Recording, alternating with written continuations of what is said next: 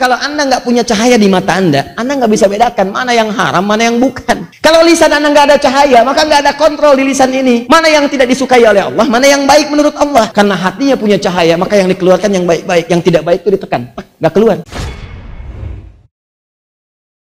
Wa anzalna ilaikum nuran mubina.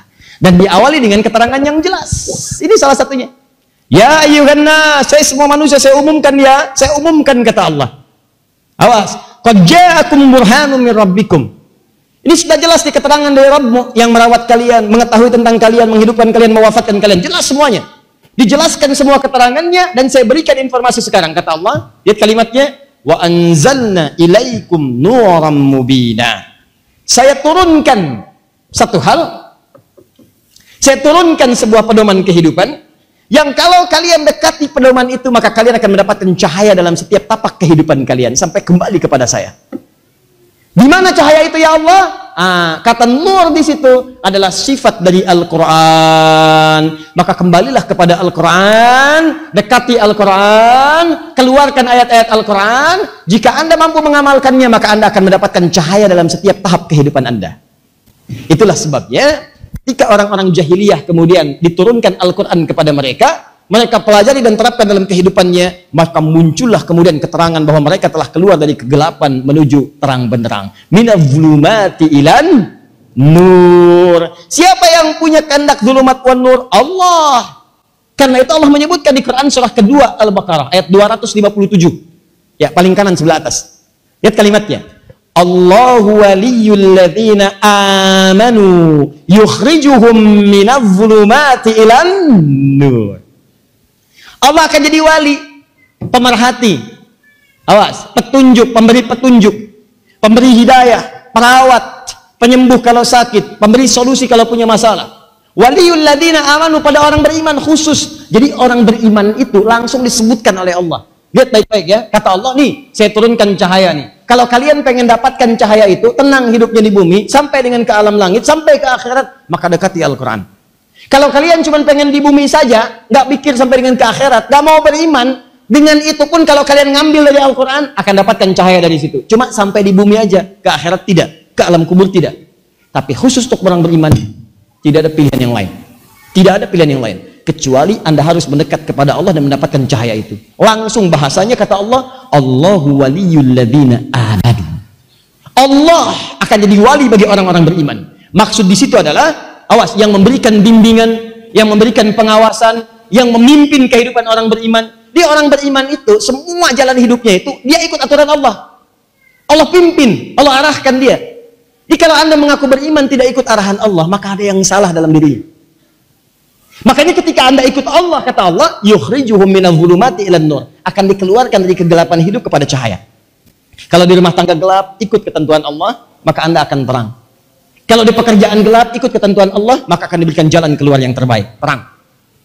Semua aspek kehidupan. Sekarang Anda tanyakan, ya Allah, saya ingin jadikan engkau sebagai wali, pemimpin, pengarah kehidupan saya. Saya mau beriman kepadamu. Aku ingin menyembahmu dengan sempurna. Bagaimana cara mendapatkan cahaya itu? Maka turun ayat, wa anzalna ilaikum nuran mubina. Aku turunkan lewat Al-Quran, silahkan dekati Al-Quran. Keluarkan ayatnya. Jadikan panduan. Karena itulah teman-teman sekalian, orang dulu berinteraksi dengan Al-Quran bukan sekedar membacakannya, tapi punya keinginan untuk mendapatkan cahaya darinya. Maka saya sering katakan kepada Anda, kalau orang dulu baca Al-Quran itu bukan hanya sekedar mengulang-ulang. Kalau mengulang itu mereka lakukan dalam sholat, dalam ibadah, atau murajaah, cuma bacaan-bacaan saja. Misal, para sahabat terbiasa sholat tahajudnya untuk diantaranya mengulang bacaan Quran, mengulang hafalan Quran itu. Apakah meresap ke hati atau tidak? Bukan cuma sekedar dibacakan. Karena itu Uthman, Abdurrahman bin Auf, ya Tamim Ad-Dari, sahabat-sahabat lain, itu bisa tiap malam tuh khatam Quran. 30 juz, 30 juz, 30 juz. Tapi yang paling menarik, perhatikan baik-baik. Dari apa yang telah dihafalkan, yang melekat kepada jiwanya, itu dikeluarkan menjadi kurikulum kehidupan, yang itu dijadikan sebagai lentera, cahaya untuk membimbing setiap aktivitas mereka. Jadi ketika akan melihat, pandangannya itu ada cahaya tuh. Cahaya itu menerangkan kepada mereka, ini yang baik, ini yang tidak baik. Anda kan kalau keluar dari sini, nggak ada cahayanya, nggak ada lampunya, Anda nggak bisa bedakan mana sendal yang baik, mana yang tidak baik. Yang baik itu maksudnya punya Anda, yang tidak baik punya orang. Bukan yang baik itu yang paling bagus. Ambil baiknya, tinggalkan jeleknya. Begitu keluar, ambil punya orang yang lebih baik daripada punya Anda. Bukan itu maksudnya. Jadi kalau Anda tidak punya cahaya, Anda kebingungan tuh. Sama dengan begitu, kalau Anda nggak punya cahaya di mata Anda nggak bisa bedakan mana yang haram, mana yang bukan. Lihat gambar, Anda nggak bisa bedakan mana gambar haram, mana yang bukan. Kalau lisan Anda nggak ada cahaya, maka nggak ada kontrol di lisan ini. Mana yang tidak disukai oleh Allah, mana yang baik menurut Allah. Kalau lisan Anda ada cahayanya, maka yang keluar itu yang baik-baik. Otak Anda gampang milihnya, hati Anda gampang mengarahkannya. Karena hatinya punya cahaya, maka yang dikeluarkan yang baik-baik, yang tidak baik itu ditekan, nggak keluar. Kalau kaki ini punya cahaya, maka langkahnya akan baik. Nggak pernah dibawa ke tempat maksiat.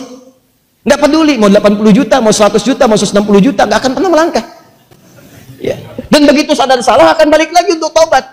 Ingat saya katakan, ingat kalimat saya ini. Manusia kalau salah, apapun kesalahan Anda, dia punya peluang untuk membuktikan diri sebagai manusia dengan sifat kemanusiaannya. Apa itu? Taubat. Kadang-kadang Allah buka aib itu di muka bumi untuk ditutup di akhirat. Maka ketika itu dibuka, segera sesali. Taubat.